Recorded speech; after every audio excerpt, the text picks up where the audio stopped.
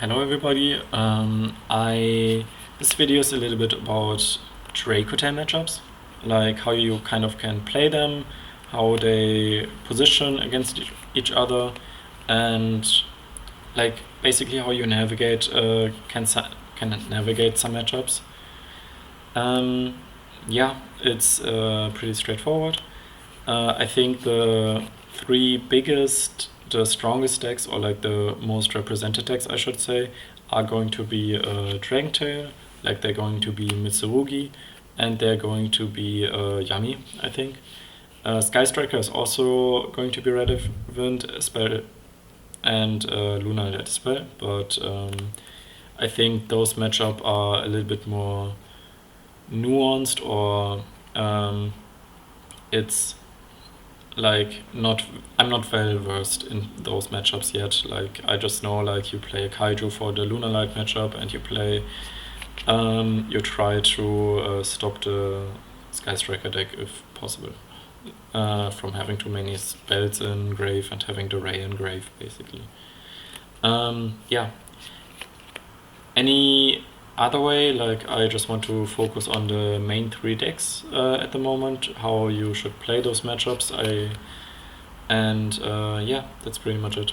I think for the Dracotail matchup, like the mirror match, obviously it's very skill based. I think depending on the version you play, like what supplementary engine you play, it matters a lot how the mirror match goes.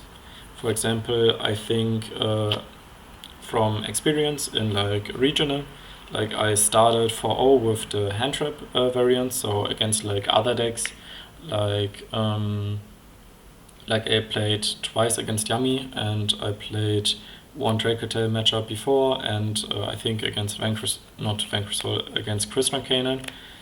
The hand trap variant was good, but then I matched up against a Dracotail player in the regional who played a lot of non-engine. Like a lot, like he played the Shadows, he played not branded. This is just something I want to try out right now.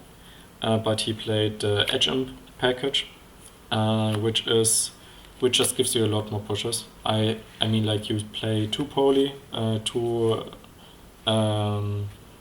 patchwork, and 3 ways to get to patchwork. So he played a really big package of it, and honestly, I felt like because he had way more pushes than me, because I only played King of the Swamp, because he had those pushes, he was able to break my board and beat me in the grind game way easier. So I think what the Dracotail matchup boils down to oftentimes is who has more pushes, and obviously who can navigate the game state better. But if both players are evenly matched, I think the one who has slightly more pushes is probably going to win. There are some nuance to it, obviously. I think some games are also a little bit hand dependent. But especially in the upcoming format, which is going to be a little bit more grindy, I think more pushes is oftentimes good. So if you play the mirror match, I think having more pushes probably helps you a lot. There's also the Crowley version, which I kind of want to talk about. The Crowley version matches really well into hand traps, I think, because of obviously the monster negate you put on the field and the Kaliuga. I think the Megustos variant is really strong. It should have a lot of recognition. I think it is one of the more prevalent ways to play Dracotail at the moment, also because it plays better into Retaliating Sea, which you're gonna see in the other video. Like I will post 3 videos on Dracotail discussions, and one is about the Retaliating Sea matchup. And I think this variant plays the best into Retaliating Sea, but even like in the Breaker or the Hand Trap variant, both also play semi-decent into it. Like it, you're gonna see a combo in like the other video about how you can navigate it with basically 2 names and a Cartesia, or any pretty much, no, 2 names and a Cartesia is probably what you need. But if you do play a lot of engine, that usually works anyways. So yeah, but this plays the best into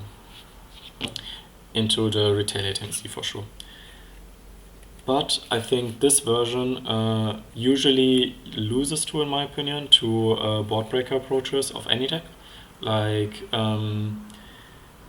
this version plays really well if there are a lot of monster effects that needs to be activated. For example, the Canaan variant, like or the Vanquisher variants, like they need to activate a lot of monster effects and don't have that many spam trap effects.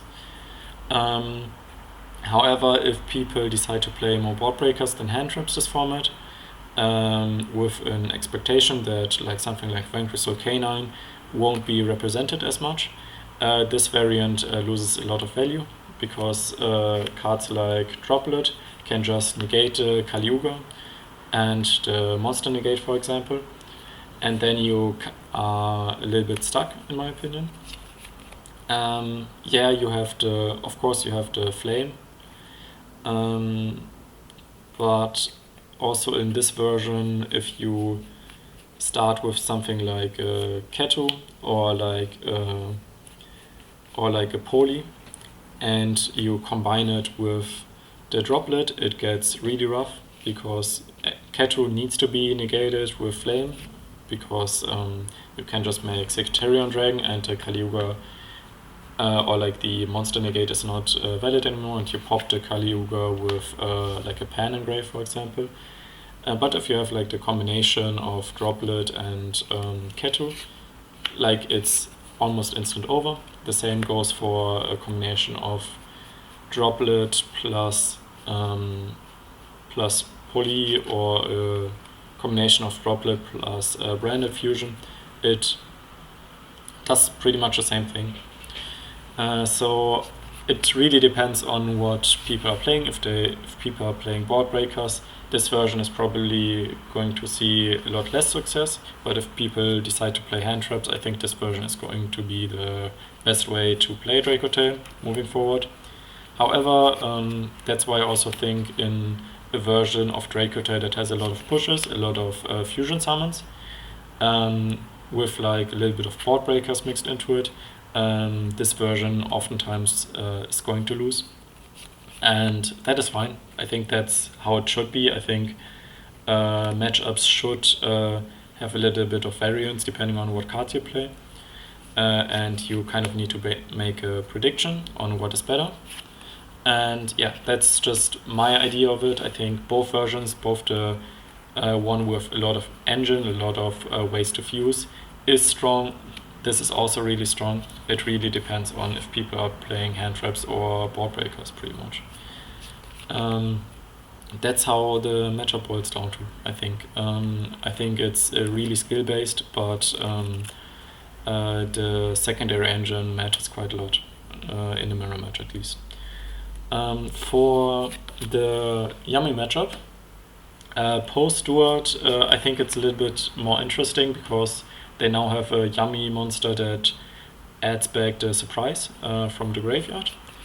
What's really important here is that I think both of these traps are way more important now than the Horn. I think the Horn is really nice if you do play the Caliuga, because you can bounce the attacker monster, obviously. However, I think in most matchups, I think this is a little bit better, especially if we have a grindier format. But a combination of these two, if you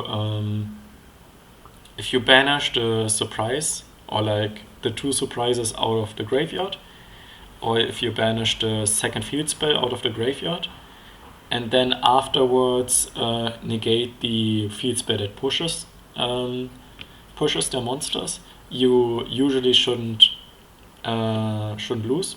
Like the way you play the Yami matchup, going second, is oftentimes obviously you need to beat the Herald first. And once you do that, there are multiple ways you can. Branded Fusion is a way, which I can show you in a bit. The Droplet is a way, which you can always activate Ketu, chain a Droplet, negate. But the most important thing is always going to be, can you get rid of the field spell? Because if you can get rid of the field spell, it is quite necessary, I would say. Like pretty much the field spell is their only win con on the crackback. Like usually the way you lose the Yami matchup is when you how should I say, when you are able to beat their board, so they only have a little bit of resources, like maybe a Snatchy plus like one name or something, and you do beat them that way. Like you almost crack them, but not enough, which is fine. You don't mind that as long as you set up the 2 traps and maybe like a fusion summon. You don't mind them having a little bit of setup. It is just like really important that you are able to get rid of the feed spell or make sure you don't die on the crackback. Like if they are able to kill you, like if they are not able to kill you on the crackback, like on turn 3 basically, you usually win the whole match, because you have a lot of, you have a lot of resources afterwards, and they cannot keep up basically. Like they are not able to keep up.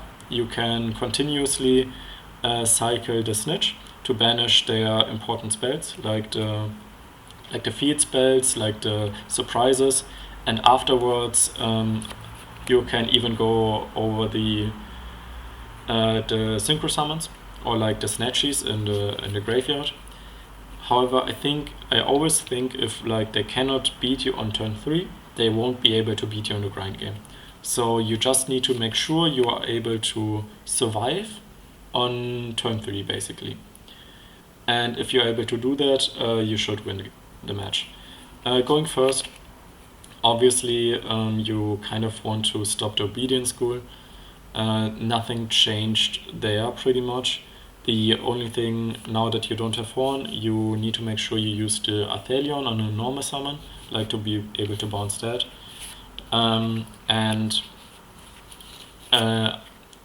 However, actually you can also just use Stitch, because you can, if they use a normal summon and then search the feed spell and try to activate the feed spell, you can banish the monster out of the grave. That's always a possibility. Obviously you cannot do that if they start with Yami, like the Capsi, because Capsi searches Surprise, and Surprise can special it out of the graveyard pretty much. But that's basically the idea. You kind of always want to hold like a Flame or an Ash if you have it for that matchup pretty much. I think Yami you should probably beat going first. Post-siding, no, not pre-siding, I think game 1 you should beat Yami going first always. Afterwards it is a little bit scary if they have like 24 non-engine, like having 4 hand traps thrown in the face is a little bit annoying. But that's also kind of why you can play a lot of gas. I think if you play a lot of gas, like Branded Fusion, like Police and stuff like that, you are more likely to be able to beat them going first. However, I do think stuff like Retaliating Sea can be a little bit sketchy. So against stuff like Yami, you can even choose to go second with siding in pretty much just a way to beat the Herald, and if you do that, you should be able to win the grind game against them. So sometimes it isn't even that bad to choose to go second against Yami because the matchup is so good. Yeah, that's pretty much it for the Yami matchup. For the Mitsurugi matchup, I think that's your toughest matchup out of the three, especially if you play like a more engine approach. But also if you play the hand trap approach, it's also really rough. What I found out, which is quite important, I think if you have 5 mana in hand, you always wait until they put their full board, like the Mascarena plus the two ritual summons, plus like the prayers and the. I really need to understand like the other name, like the 2 quick play spells basically. If you have 5 mana in hand, that is great. I think you always wait until the full board is there, and then if they want to pass, like end of main, you activate 5 mana with like another name. You in this version you really play a lot, like you play 14, I think, like the 5 plus 14. Like if you're lucky, you have 2 names. If you don't have 2 names, it doesn't matter. You just need 1 name basically. But overall, if you have 5 mana, you can always 5 mana end of main and bounce the 2 ritual summons, ritual monsters, I would say. And the way this works, you can bounce those 2. And if you do, the Futsu is going to trigger first as chaining 1, then chaining 2, the Athelion is going to bounce 2, and then chaining 3 with Pam, for example, you can pop something. If you don't have Pam, that's fine as well, but with Pam or Mululu, you always pop the Mascarena or negate the Mascarena, and that way you are literally playing against prayers and the other quick play spell, which are both set. And you should be able to win that, because all they can do is pretty much summon Murokumo with special summon Haberkrieger out of the graveyard and ritual summon from hand the Murokumo, so it's a 1 board wipe pretty much, and a lot of follow-up, but you should be able to kill them, especially with this version. However, obviously, if you don't have 5 mana in hand, or like 5 mana start basically, there are still ways you can play into the board. What I found, which was crucial, was the Futsu is probably the most important card for them in the matchup against Dracotail. So what I always try to do, and found a lot of success with, is first find a way to negate the Futsu, so it is pretty much forced to tag out. Like if you negate the Futsu, they are kind of forced to use one of the quick play spells to tribute it to do something else. And if they do that, it's obviously the Futsu comes back and they can use it again. Like that's why you only use one of them. If you have Droplet, you use Droplet and wait with the Mululu. If you only have Mululu, you do that. But that's like the idea. And once they brought it back, they cannot bring it back after. Like it is really minus if they tribute it again, obviously. So usually that is your window to interact with the Futsu. And the way you get rid of the Futsu is not simple. It's hard for sure, but it is quite important. It is through banishing it. Like if you haven't activated Rahu yet, it is you can use SP to banish it. If you play the branded package, you can use the Mirror Jade to banish it.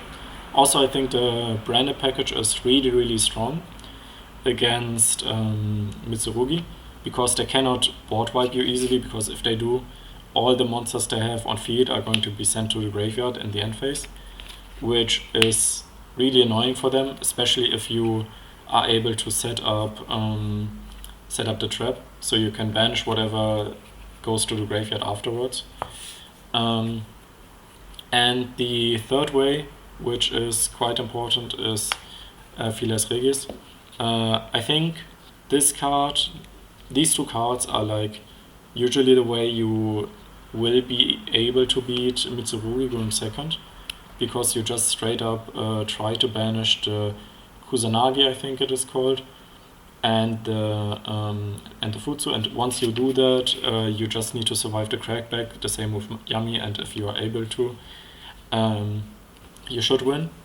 Also, one more thing, Pan is really important in this matchup, not because of the pop effect, but because of the graveyard effect, to be able to reborn something out of the graveyard afterwards, after they try to Raigeki your whole board, basically.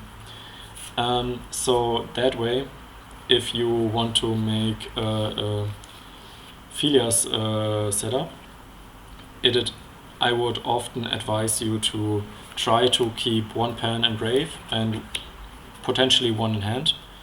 And if you're not able to do it, have one Pan in rotation. So you can make with Athelion this, banish something, and if they are going to Raigeki you, you can bring something back. So the Pan is quite important in this matchup, and is probably one of the ways you are able to basically not die on turn 3. I think they have a lot of follow-up, but Pan helps a lot, in my opinion. So yeah, that's pretty much how you beat the Mitsurugi board, going second. And going first, again, I think you are covering for that matchup way better with the new trap. Like with these two traps, you pretty much can always wait for the ritual. If they ritual summon from hand, you can just choose to use this one first. It is a little bit sketchy, obviously, because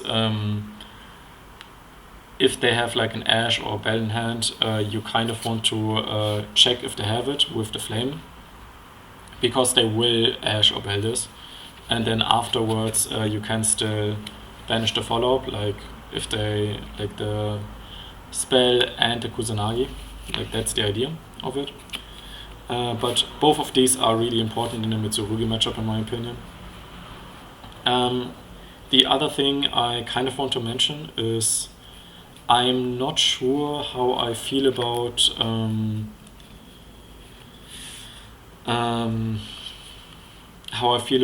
running 3 traps. I do see that a lot of people will probably be more prepared to play against Dracotail, and that's why potentially running 3 traps so you don't run out of them is going to be nice. However, I think Dracotail will be running into the issue of running too many bricks in the deck, basically. The same with Malice before, where they had 3 traps and at one point cut down on 2. And I think the same will go. It's going to happen with Dracotail, where you theoretically, on average, all 3 traps are fine, I would say. But having 3 traps in the deck is just going to be a little bit more minus. That's why I currently run only 2. But yeah. I think those are like the important cards for the Mitsurugi matchup as well. For the other matchups, I'm not that familiar with yet. Cryston Canine is obviously a scary one, but I think if you side in stuff like Droll or Perulia, it gets a little bit more rough for them. Same with I think Lava Golem is actually really well positioned into the format, because you can send like the Ripper plus like plus like the Infinity, which, or like the Spell Negate as well, but I think it is a little bit more breakable if you have Lava Golem, because you can always bounce the Lava Golem back. You can yeah, pretty much just send two, like the Spell Negate and the Omni Negate from the Infinity with Lava Golem, bounce it back, and then send the like the other two, like the oh god, how is it called? Like they have two more monsters on the field. Like I think it's the Snatch. Yeah, the Snatch and the Ripper. You can send those two to the grave afterwards as well. So it's quite nice. So I think Lava Golem is going to be a really nice card into the format. So yeah, and those are my thoughts on how matchups are probably needed to be played in Dracotail, and what I think about like variants and stuff. You can check out the other videos, and how to beat like retaliating CF1 as well. Hope you enjoyed it, and see you next time.